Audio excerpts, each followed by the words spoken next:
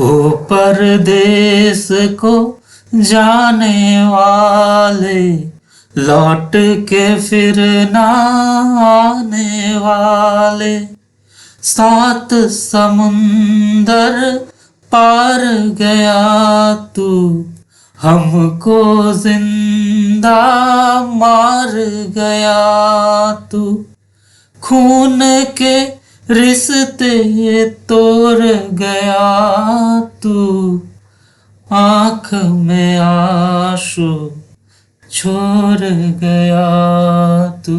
বিখ্যাত গজল গায়ক পঙ্কজ উদাস ৭২ বছর বয়সে মুম্বাইয়ের ব্রিজ ক্যান্ডি হসপিটালে ২৬শে ফেব্রুয়ারি ২০২৪ সালে সকাল ১১টার সময় ইহলোক ত্যাগ করেন। ১৯৫১ সালের ১৭ই মে গুজরাটের জিতপুরে জন্মগ্রহণ করেন তিনি। পিতা কেশুভাই উদাস ছিলেন একজন সরকারি কর্মচারী এবং সঙ্গীত প্রেমিক মানুষ। উনি খুব ভালো এসরাজ বাজাতে পারতেন।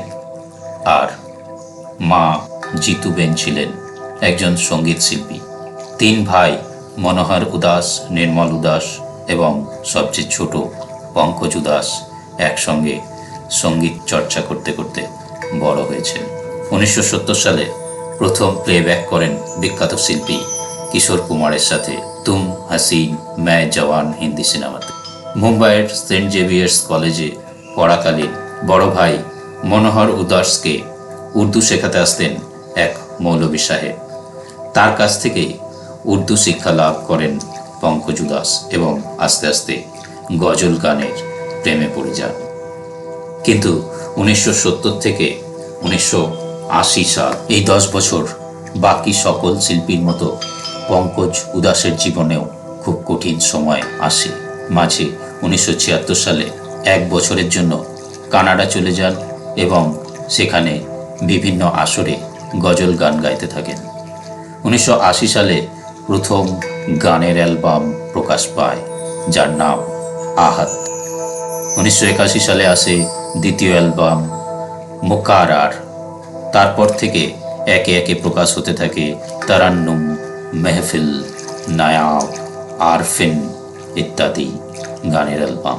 ১৯৮৬ সালে মহেশ ভাটের হিন্দি ছায়াছবি নাম এর একটি গান চিঠ্ঠি আই হে চিঠ্ঠি আই হে বতন সে চিঠ্ঠি আই হে লক্ষ্মীকান্ত পেয়ারলালের সুরারোপিত এবং পঙ্কজ উদাসের কণ্ঠে দর্শক মনে এক আনন্দের জোয়ার আনে।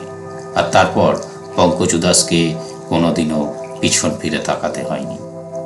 প্রায় ৫৩টা গানের অ্যালবাম আছে, যার মধ্যে একটা বাংলা গানের অ্যালবামও আছে যার নাম ভালোবাসা।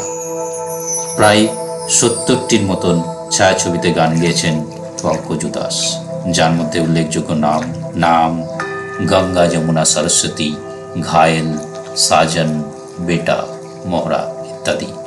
গজল গানের দুনিয়াতে অসামান্য অবদানের জন্য চিরস্মরণীয় হয়ে থাকবেন পঙ্কজ উদাস।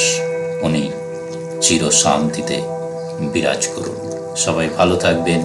আর আমার এই ভিডিওটি যদি ভালো লেগে থাকে তবে অবশ্যই আমার চ্যানেলটিকে সাবস্ক্রাইব করবেন এবং এই ভিডিও শেয়ার করে দেবেন নিজের পরিচিত জনের মধ্যে। নমস্কার।